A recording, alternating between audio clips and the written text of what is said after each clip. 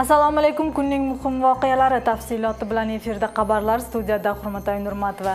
Bugun dasturimizda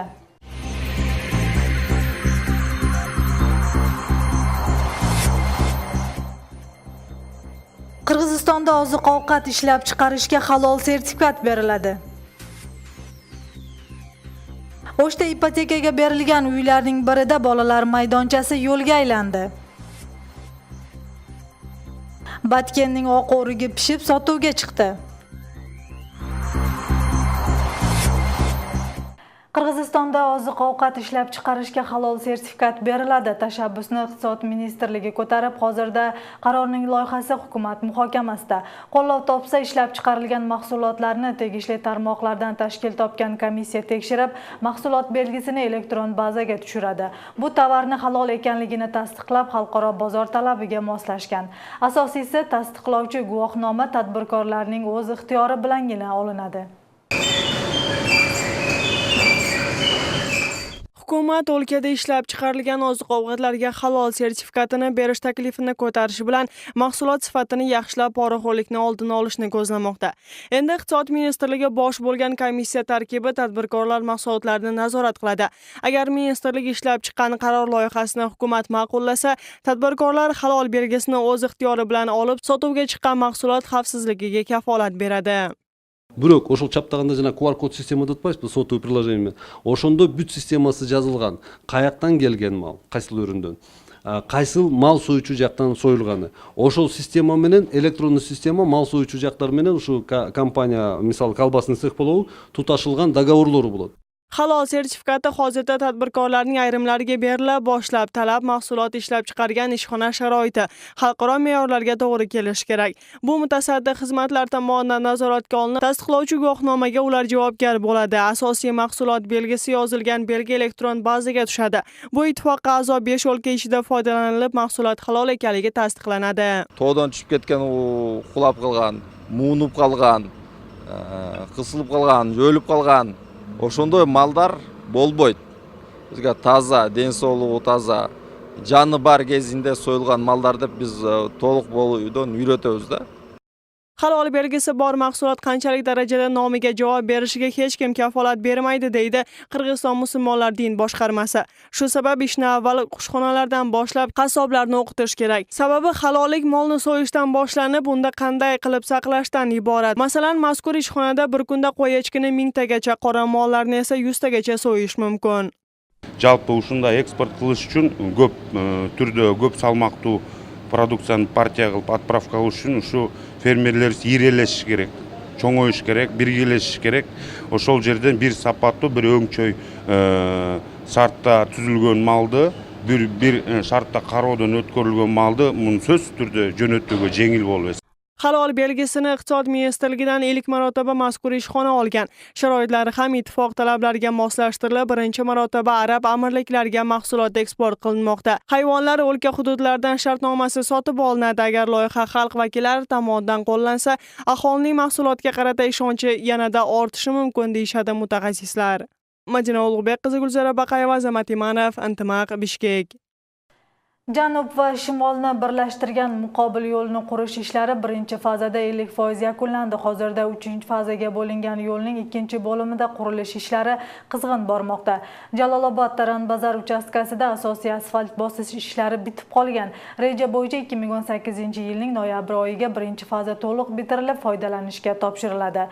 Jalolobod Baliqchi yo'lining qurilishi bilan muxbirimiz tanishtiradi.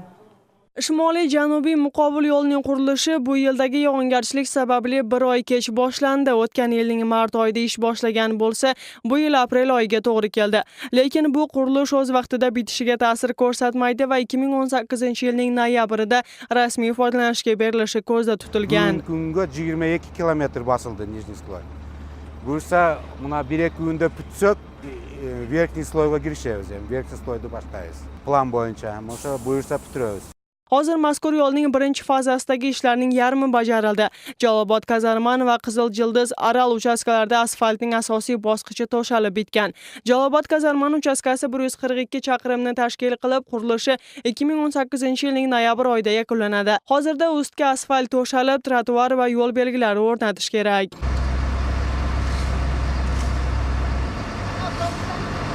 Ikkinchi faza 96 chaqirimni tashkil qilib, Aral kazarman uchastkasida qurilish ishlari 25% ga yakunlangan. Jami 2019-yilda bitkazilib, to'liq foydalanishga beriladi. Uchinchi faza esa Baliqchi Qizil Jildiz uchastkasi 161 chaqirim bo'lib, qurilish ishlari kelasi yildan boshlanadi.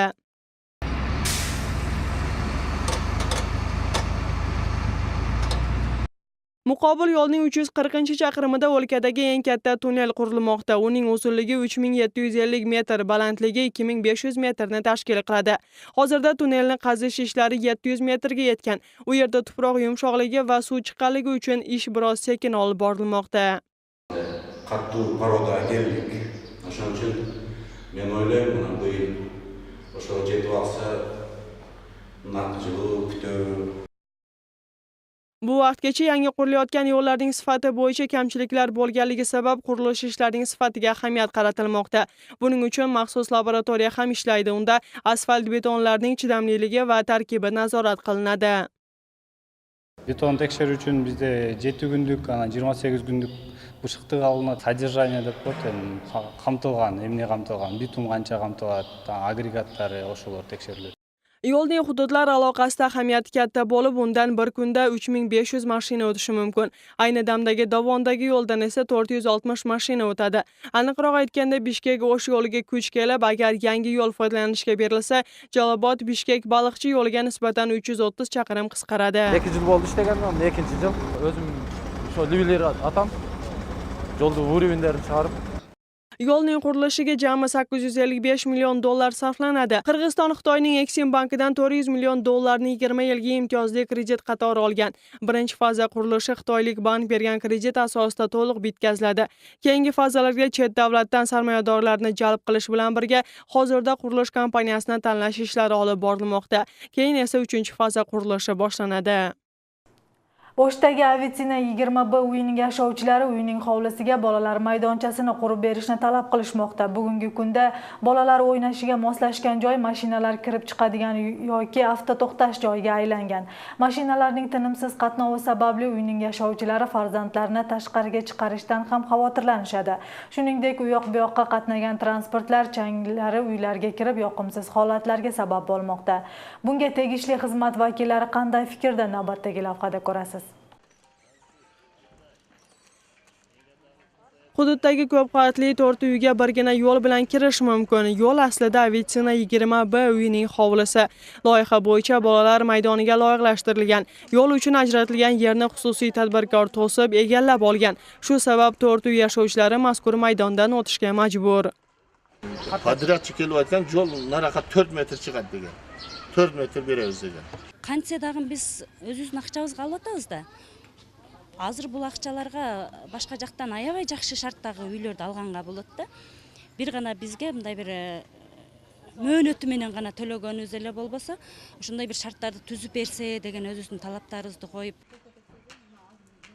Shunday qilib, bolalar maydoni uchun berilgan yo'ldan mashinalar qatnovi tinmaydi va hudud yarmi mashina to'xtash joyiga aylangan. Farzandlardan xavotir olganlar esa ularni qarovsiz qoldirishmaydi. Shag'al to'shalgan yo'ldan chang ko'tarilib, uylarga ham kiradi. Кичинекей балдар мындай жолдуга чыгып ойноп атышат. Жолго чыгып ойногондо машиналардын да эмеде коркунучтуу да. Анан кийин көпчүлүгү ата-энелер үйдүн ичинде алып отурган каргасы болуп атышат. O'sh voqeasidan keyin qurilib ipotekaga berilgan 4 uyga yashovchilar yarmi ko'chib kirishgan. Hozirda o'rta hisob bilan 100 dan ortiq mashina bor. Agar yashovchilar ko'paysa, u yerga sig'dirish imkoni yo'q. Uyini qurgan kompaniyasi xususiy tadbirkor yo'lni ochsa, bolalar maydoni qurilishini aytadi. Eski plashadkani biz qurib qo'yamiz, yo'l yo'qda. Mashina o'tish uchun biz qura olmaymiz. Bizga bu yo'lni bo'shatib bersa, biz quramiz. Shahar meriyasi munitsipal qurilish bo'limi devor urgan yer hech bir tadbirkorga tegishli emasligini, meriya balansida ekanligini bildirdi. Yaqin kunlarda u yerdagi elektr simyog'ochlari ham olinsa, muammo hal bo'lishini aytishdi. Berotamiz, hozir shu sinosdan bolalar o'sha yerda ishlayotadi. Sebab bu yerda transformator turmas qo'yilib qolgan ekan. Hozir rest yetakchiligida qat berganmiz. O'sha transformator jildira turgan bo'lsa, oradan 20 A'nın turgundары өзүнүн жол менен өтө турган болуп калат. Официально 20 Б'нин жашоочуларга ошол жерге подрядчик азыркы күндө балдар анча куруп бериш керек. Биз ошону талап кылып атабыз, куруп берсин. Eslatib o'tsak, 2012-yildan keyin O'sh shahrida jami 24 ko'p qavatli uylar qurilgan. Uning yarmi iyun voqeasidan jabrlanganlarga bepul berilsa, qolgan 600 xonadon budjet va munitsipal xizmat xodimlariga ipoteka asosida berilgan. Madina Ulug'bek qizi Begim Ayasanova, Qimmatbek Abdusamad o'g'li Intimaq. Batkenning oq o'rigi pishib sotuvga chiqdi. Bahosi o'tgan yilga nisbatan 20 so'mga qimmat. Sababi o'rikning erta pishuvchi bu navi bu yil kam hosil bergan. Buning ustiga oq o'rik har yilgidan 10 kun kech pishgan. Hozirda kilogrammi 65 so'mgacha sotilmoqda. Xususiy tadbirkorlar o'rikni bog'bonlardan shu narxda olib, ichki bozor orqali Rossiya va Qozog'istonga eksport qilishmoqda. Mashhur Batken o'rigi to'g'risida navbatdagi lavhada so'z bo'ladi. Batken aholisining asosiy daromadi bo'lgan o'rikning erta pishuvchi navi pishdi. Bog'bonlarning so'zlariga ko'ra, qurg'atilmay sotiladigan oq o'rik har yiliga nisbatan 10 kunga kech qoldi. O'tgan yili 30-40 so'mdan sotilsa, bu yil 60-65 so'mdan baholanmoqda. Qimmatligini esa hosilning kamligi bilan bog'lashmoqda. Bog'bon Qubanchbek Tag'ayevning 5 yillik 30 tup oq o'rigi pishib sota boshladi. O'tgan yili 2 tonna hosil olsa, bu yil esa yarim tonnaga bazo'r yetdi. Oq o'rik bu yil deyarli hammada nochor bo'lib, hosil 2 martaga qisqargan. Shu sababli narxi ham o'tgan yilgidan 20 so'mga qimmat. Biroq bu narx bog'bonlarning xarajatini qoplamaydi. Andan burungi yili ham shunday tushum oz bo'lgan yili 100 so'mdan topshirganmiz kilogrammini. Bu yilda 100 so'mga bo'lib 100 so'm chamasida bo'ladi desak, bo'lmay qoldi. Batkenning oq o'rigi mahalliy bozordan tashqari poytaxt Bishkekka ham yetkazilib sotilmoqda. Hozirda xususiy tadbirkorlar o'rikni bog'bonlardan sotib olib, Rossiya bilan Qozog'istonga eksport qilishmoqda. Narxi esa xaridorlarning taklifiga va mahsulotning sifatiga qarab aniqlanadi. Bu yilgi narx bozor bahosidan farqlanmaydi. Jo'g'org'i vishilari 65 so'm bo'ladi. Men Moskvaga boramiz. Dokument kerak yo'q. O'rikning qurg'atilmay sotiladigan bu navi boshqa turlarga nisbatan 1 oy erta pishadi. Rayon hududida har yili 2000 tonna oq o'rik pishib, uning 99% chetga eksport qilinadi. Sababi o'rikning bu turi ezilmaydi va uzoq yo'lga saqlasa bo'ladi. Bu yil esa belgilangan miqdordan 3 marta kam chetga sotuvga chiqarildi. Oq o'rik taxminan 500 tonna eksport qilinadi. O'rik tashib ketdi bu yil azrincha bo'laylik. Sebebi unda cho'ng ko'lamdagi o'rik yo'qda bu yil. O'zgacha buna dara zonasi, Qarabaq ayil hukumat zona ayil hukumatda o'sha ayil hukumatda negizgi o'rik bera turgan ayol. Bu yil o'rikning nochor bo'lishiga bahordagi o'zgaruvchan ob-havo sabab deb taxmin qilinmoqda. Erta pishuvchan navigina emas, bu yil o'rikning hamma turi ham kam hosil bermoqda. Batken rayonida 7000 gektar o'rik bog'i bor. Bu yil rayonda o'rikning umumiy hosildorligi 23000 tonna bo'lishi kutilmoqda. Oblast bo'yicha 60000 tonna o'rik yig'iladi.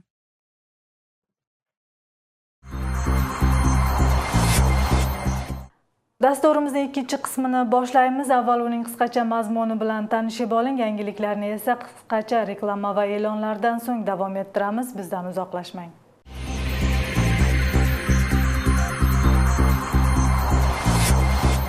Bryusseldagi markaziy avtobekatda portlash bo'ldi.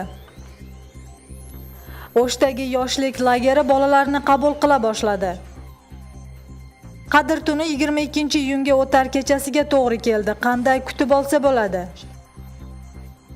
Qadr tunda bepul taksi aksiya Batkenda o'tkazildi.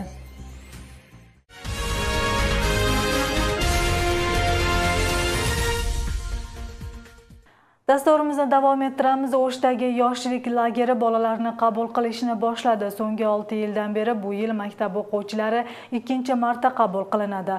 Hozircha yotoqlari to'liq ta'mirdan chiqmagani sababli bir potokda 25 nafardan bolani qabul qiladi. Oldinda mana shu xabarlar bilan qisqacha tanishasiz. O'shda yoshlik lageri ilk dam oluvchilarni qabul qildi. Bu yil hisobidan birinchi oqimda 25 bola joylashtirilib, ular kam ta'minlangan va ota-onasiz bolalar kelib ochilish marosimida shahar meri Aytmat Qadirbayev ishtirok etdi. Bu yilda dam oluvchilar 3 bosqichda qabul qilinishi kutilmoqda. U yerda ta'mirlash ishlari ham olib borilyapti. Bolalar 12-16 yoshda bo'lib, maktabdagi ijtimoiy pedagoglar tomonidan tanlangan. Undan tashqari 16 maktabda kunduzgi lager ochilib, unda 600 bola dam oladi. Botkenning Qulunti, Maqsad qishloqlari va Tojikistondan yana 2 qishloq hukumat rahbarlarini o'qitish ishlari yakunlandi. O'qitishni Yevropa xavfsizlik va hamkorlik tashkiloti o'lkaning favqulodda holat ministrligi bilan birga amalga oshirmoqda. Tadbir davomida chegaradagi 2 qishloqda ro'yxatga olinayotgan favqulodda holatlarda aholini qutqarish, oqibatlarni bartaraf etish yo'llari o'rgatilgan. Ma'lum bo'lishicha, Maqsad va Internatsional qishloqlarida sel, zilzila xavfi ortib, shu kabi o'qitish ishlarini olib borish asosiy maqsad. Merchemdi ishga oshirish bo'yicha жергиликтүү кеңештин sessiyasына qo'yib, bu masalani ko'tarib, жергиликтүү byudjet esebinен, respublikalik byudjet esebinен, анан башка донор мамлекеттер, эл аралык уюмдардын эсеби боюнча ошол кыргыздарга каршы күрөшүү боюнча иш-чараларды мерчемдештиргенге биз азыр жардам беребиz. Iymon, odob va madaniyat yilining ma'nosini o'smirlarga tushuntirish ishlari boshlandi. Bu borada O'shdagi 12-sonli kasb-hunar litseyida maxsus yig'in o'tkazilib, o'quvchilarga bu yilning ma'nosi haqida ma'lumot berildi. Tadbirga din vakillari bilan birga madaniyat xodimlari ishtirok etishib, o'quvchilarni odobli bo'lishga targ'ib qilishdi. Ma'lum bo'lishicha, savol-javoblar natijasida asosan o'smirlar o'lka rahbarining 2017-yilga qarata e'lon qilgan iymon, odob va madaniyat yilining ma'nosini tushunishmaydi. Shu sabab tegishli xizmat bu kabi tushuntirish ishlarini yil yakunigacha olib borishni rejalashtirgan. Tarbiyalab uyunda ana mening bir sunuşum var, жалпы ушул Кыргыз Республикасынан мына бизге 5-мартта Калпак күнү деп коет. Ушул сыяктуу эле ыйман, адеп, маданият күнүн да бир белгилеп койсо, ошол өзгөчө көңүл бурат деген ойду айтмакчымын. Grek-Rim kurashi bo'yicha Osiyo chempioni bo'lgan Aqjol Mahmudov O'sh shahriga uchib keldi. Sportchining yaqinlari O'sh shahar sport komiteti va mahalliy yashovchilar yuqori kayfiyatda kutib olishdi. G'alaba bilan qaytgan Aqjolni tabriklab milliy kiyim kiygizishdi. Ta'kidlab o'tsak, Aqjol Xitoyning Taybeida 15-iyundan 18-gacha yoshlar orasida o'tkazilgan Osiyo birinchiligida o'lka nomidan 74 kilogramm vaznda kurashi birinchi o'rinni egallagan. Ma'lumot o'rnida u o'tgan yili Gruziyada yoshlar orasida dunyo chempioni bo'lsa, shu bilan 3-marotaba Osiyo chempionatida g'alaba qo'lga kiritmoqda. Hozirda Aqjol avgust oyida bo'luvchi dunyo chempionatida ishtirok etadi. Tushe deb qo'yib, tushe qilib o'tdim, toza jengish. Ikkinchi betda Xitoylik balban bilan chiqib, men toza jengishga bo'lib, finalda o'zbeklik balban bilan chiqib, uchinchi teng toza jengish bilan jengdim. Musulmonlarning muborak Ramazon oyining yarmidagi Qadr kechasi bu yil 21-iyundan 22-iyunga o'tar kechasi to'g'ri keldi. Bu kunda Muhammad payg'ambarga Qur'on kitobi tushirilgan. Shu bilan birga dinda farishtalar yerga tushadi. Din olimlari esa Qadr kechasini 23-iyundan 24-iyunga o'tar kechasida ham kutsa bo'lishini aytishmoqda. Sababi ro'zaning 27-kunidan keyingi tog' kunlar Qadr kun qatori hisoblanib, Qur'on o'qib o'tkazsa bo'ladi. Qadr kechasida yana qanday o'tkazish kerak? Batafsil navbatdagi lavhada tanishasiz. Musulmon davlatlarda Ramazonning 27-tunida nishonlanuvchi Laylatul Qadr kechasi bu yilda 22-iyunga o'tar tunga to'g'ri keldi. Yaratganning mehri, barakasi qatori hisoblangan tunni o'tkazish ahamiyatli deyishadi din vakillari. Sababi muborak tunda bir kunlik ibodat 1000 oyga barobar. Shu sabab har bir musulmon qilgan xatolari uchun kechirim so'rab tavba qilsa qabul bo'ladi. Albatta al жерде тамак жеп, аягындай мал союп бир нерсе пиширип жесе болот. Жана ошондой эле ал жерде ушундай жакшы зикирлерди, ибадаттарды, өз алдыбызча дуаларды ушундай күчөйтүп, ошол кечени таңаткычаң бир өткөрсөк жакшы болот. Qadr kechasini erkaklar masjidlarda kutishi mumkin, lekin unda bekorchi so'zlar bilan emas, din vakillari aytgan masalalarni tinglab namoz o'qishi kerak. Unda kecha O'sh shahri aholisi uchun Sulaymantog' masjidida uyushtiriladi. U yerga 20 mingga yaqin kishi kelishi kutilmoqda. Shuningdek, shaharda jami 69 masjid eshiklari ham ochiq bo'ladi. 1000 ay 83 yıl 4 ayga tetegele turgan ulu soğup tün. Oşun için men jalpı jurttu, oşunda tünök gününde erkek zatın meçitlerde tünökte ötközüşke men ündöp keterli. Ayol kishilar mazkur tunni uyda o'tirib yaqinlarining omonligini tilaydi. Ular bir jamoat bo'lib masjidlarga borishi mumkin emas. Dasturxon tayyorlash esa har kimning o'z imkoniyatiga yarasha bo'ladi.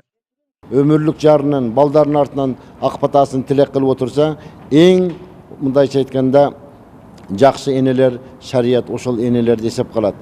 Ta'kidlab o'tsak, 23-iyun ham Qadr kechasi qatori hisoblanadi. Sababi dinda Ramazonning so'nggi tog' sanaga to'g'ri keluvchi kuni ham muborak kunlardan bo'lib hisoblanadi. Shu sabab bunday imkon 23-iyunda ham beriladi. Eslatib o'tsak, musulmonlar tushunchasi bo'yicha yaratgan Muhammad sallallohu alayhi va sallamga Qur'onning ilk Fotiha surasini Ramazonning 27-tunida tushirgan. Ramazon oyining oxiridagi Ramazon hayiti esa 25-iyunga belgilandi. Madina Ulug'bek qizi Nurjamol Barg'abay vargan Qalbek yo'li Intimaq.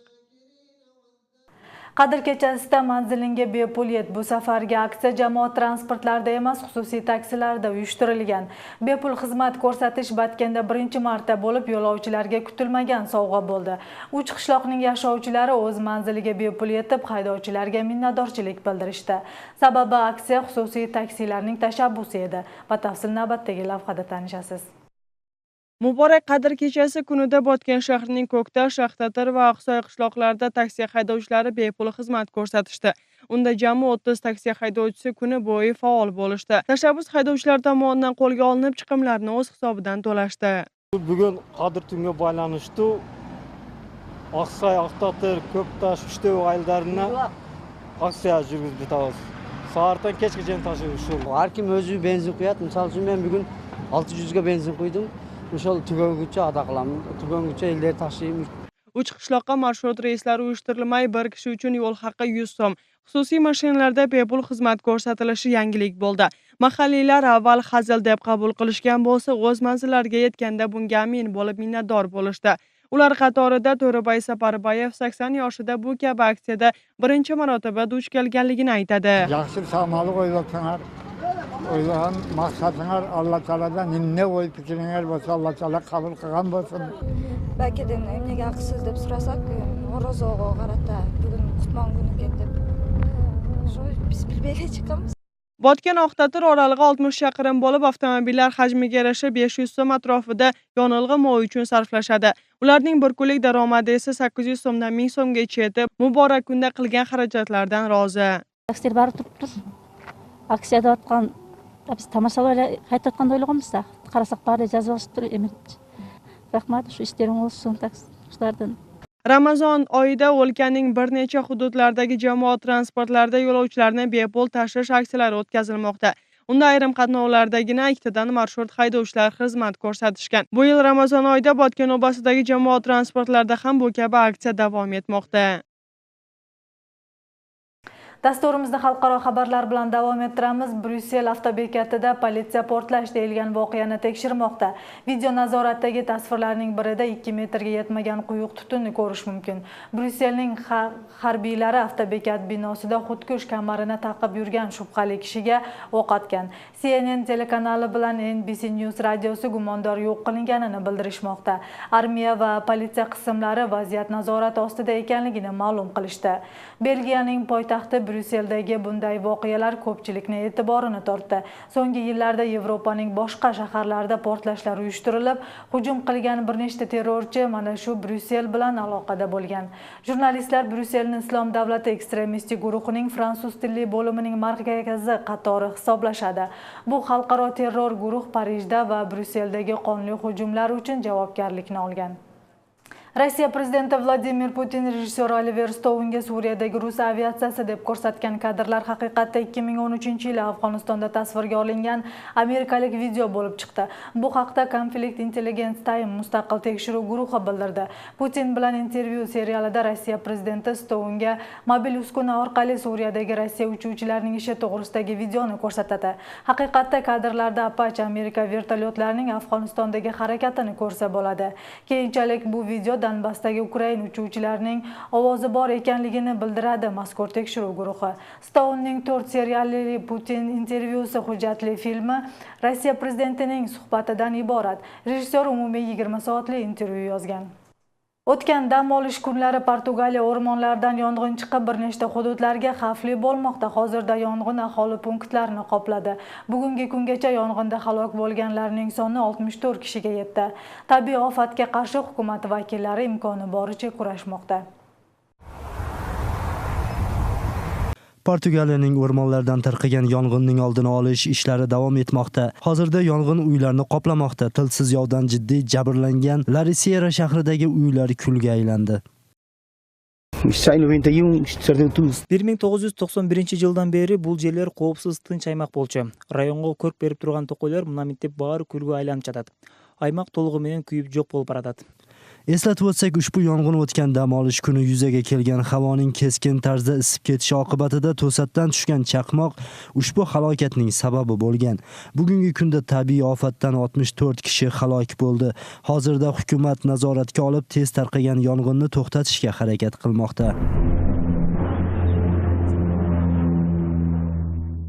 Har yili 500 mingdan ortiq sayyohlarni qabul qilgan Islandiya bu yil ham ularni kutib olishga tayyor. Sayyohlar orasida eng mashhur bo'lgan Akureyri shahri iyun oyidan boshlab iyul oyigacha ajoyib go'zallikka burkanadi.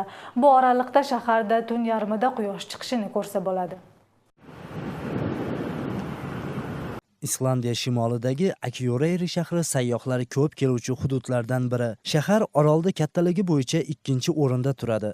Shuningdek, ob-havosi ham dam olishga qulay. Bu yerda havoning eng yuqori temperaturasi 25 darajanigina tashkil qiladi. Iyun oyining boshidan iyulning o'rtalariga qadar bu yer sayyohlar uchun juda ommaviylashadi. Sababi bu davr ichida shaharda yarim kechasi bo'lib qolgan vaqtdan tong otishining guvohi bo'lish mumkin. Bundan tashqari, Akureyri shahriga sayyohlar Islandiya otlarini minish uchun ham kelishadi. Bu yerdagi o'zgacha naslli otlar 9-asrda vikinglar tomonidan olib kelingan. Mazkur otlarning yo'qolib ketmay saqlanib qolishiga mahalliylar o'lkaning salqin va toza havosi imkon yaratadi deb hisoblashadi. Odatdagidek bu yil ham shahar bir necha minglagan sayyohlarni qabul qilishga tayyorlanmoqda. Bu yerning tinch va xavfsiz ekani ham sayyohlarning ko'p kelishiga sabab bo'ladi. Бул жер абдан кооз жана тынч. Таза абасында жана меймандос элинде сөз жок. 2010-yili Islandiyada 2-asrdan beri tinch turgan yirik vulqon harakatga kelib portlash xavfi paydo bo'lgan. O'sha vaqtda bir qator davlatlar Islandiyaga boruvchi havo yo'llarini to'xtatgan. Lekin shunga qaramay sayyohlar bu o'lkaning go'zal tabiatini ko'rib kelishdan voz kechishmaydi. Sayyohlarni o'ziga jalb qilib turgan yana bir tabiiy hodisa bu geyzer, issiq buloqchalar bo'lib hisoblanadi. Ularning eng mashhuri Stokkjur deb ataladi. Undan har bir 4-8 daqiqa orasida 30 metr balandlikka suv otilib chiqadi. Mamlakatning 10% dan ortiq hududi muz bilan qoplangani uchun sayyohlar toqqa chiqib, muzlarni ko'rishdan ham voz kecha olishmaydi. Ma'lum bo'lishicha, joriy yili davlat hududiga 800 mingga yaqin turist kelishi kutilmoqda. Bu o'lkadagi fuqarolarning sonidan ham ko'p ko'rsatkich. Bugun Intimaq muxbirlari tomonidan tayyorlangan xabar va lavhalar mana shulardan iborat. Tuningiz osuda o'tsin, xayr omon bo'ling.